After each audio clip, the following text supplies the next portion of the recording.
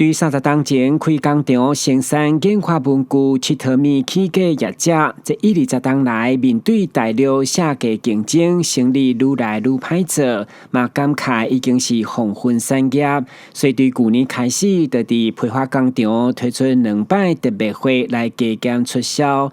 你今年生意文具7毫米加生活用品为主，除了这出10块起跳，嘛差不多拢是对半折的价销来俗俗啊卖，因为感受现在景气和大家生活拢无好过，嘛是另类的节流方法。